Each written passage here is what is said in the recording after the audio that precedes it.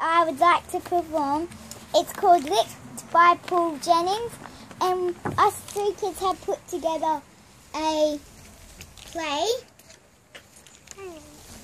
and I hope you guys wet your pants. Okay, Koby. Okay, now we're going to get into play mode.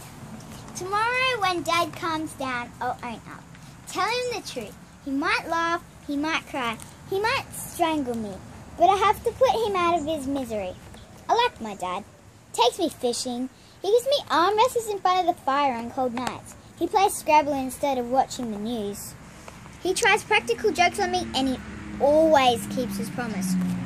Always. But Dad has two bad faults. One is to do with flies. He can't stand flies. There's a fly in the room, he has to kill it. He won't use fly spray because of the ozone layer.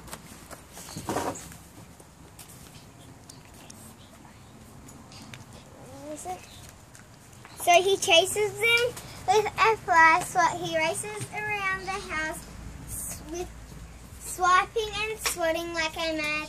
He won't stop until that fly is flat. Sometimes still squirming on the end of the fly swat. He's a dead eye shot. He hardly ever misses. When an old fly swat was almost worn out, I bought him a new one for his birthday. It wasn't yellow for long. It had bits of fly smeared all over it. Chasing flies is Dad's first fault. His second one is table manners. He's mad about table manners. And it's always my manners that are the matter. Andrew! He says, don't put your elbows on the table. Don't talk with your mouth full. Talk? Mom, no. Don't lick your fingers. Don't dunk your biscuit in the coffee. This is the way he goes on every mealtime about my manners. Anyway, let's get back to the story. One night, Dad is peeling potatoes for tea. I'm looking for my 50 cents that rolled under the table about a week ago. Mum's cutting up the veggies at the table with Dad. They are talking. They don't know I'm here. It's a very important meal because it's Mum's anniversary. Mum and Dad, I know where it is. No. Where my pants? Dad never stops going on about my table manners, especially when something special comes on. Do I get out now? Your turn to play. Just say it. Just say it. You should stop picking on Andrew at tea time, Mum says. I don't. Yes, you do. Tonight, I want you to go for the whole meal without telling Andrew off once. Easy. Try hard. Promise that you won't get cross at him. Dad looks for a very long time. Okay. He says, it's a deal, but I won't say one thing about you, but you're not allowed to either. What's good for me is good for you. Shake. They shake and laugh. I find my 50 cents and sneak out, take a walk down the street. It's to spend it before tea. Dad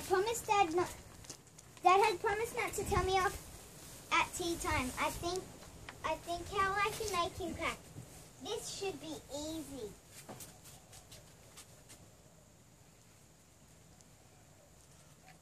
I will start my search. He hates that. He will tell me off. He might even yell. I know we just can't go for the whole meal without going crook. This is to be fun, I say to myself. That night, Mum sets the table with the new tablecloth and the best knives and forks and plates. Knives and forks and plates I'm not allowed to touch.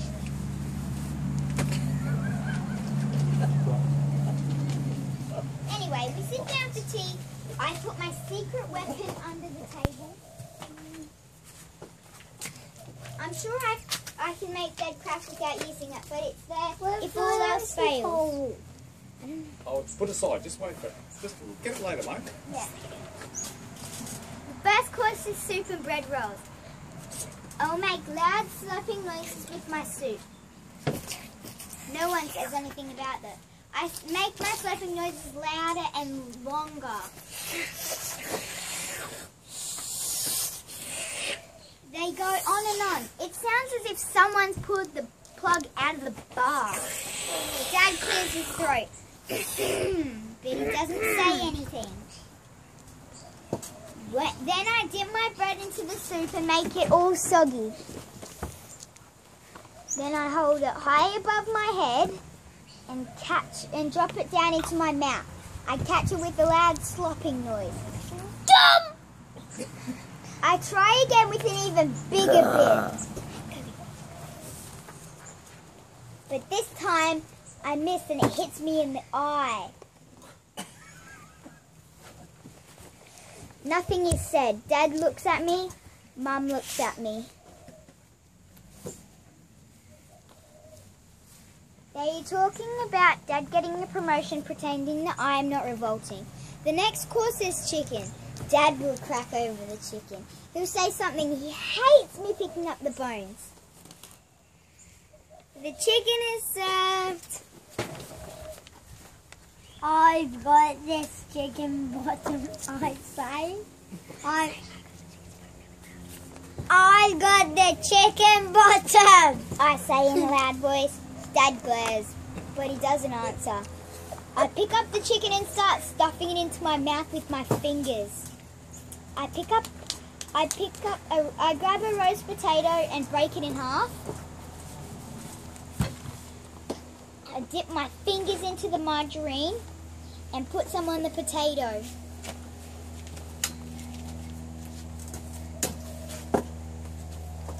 I've never seen anyone look so mad the way Dad looks at me. He glares, he stares, he clears his throat. He still doesn't crack.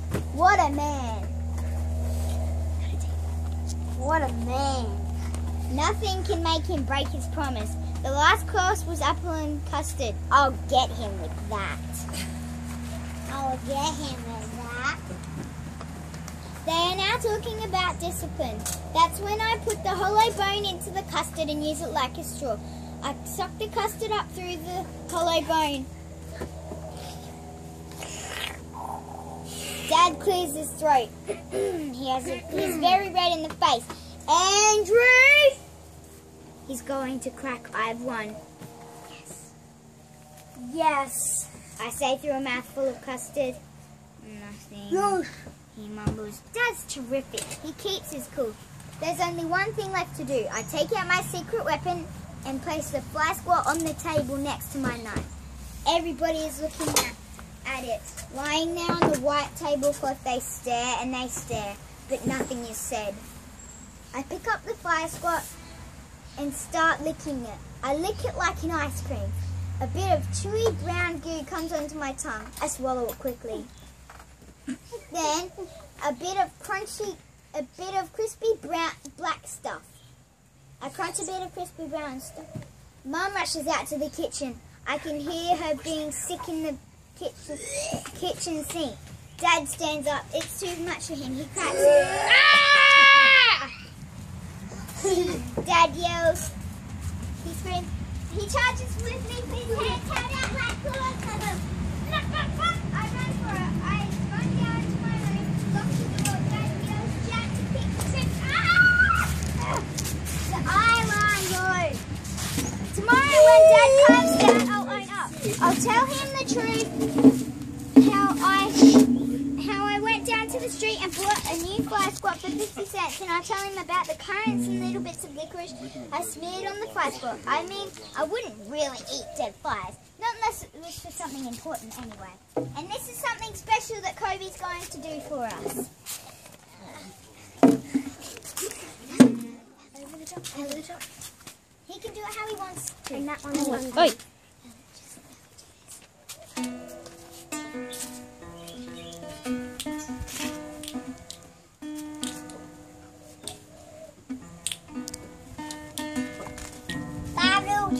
Jump a little bit, one bit out there, broke his head.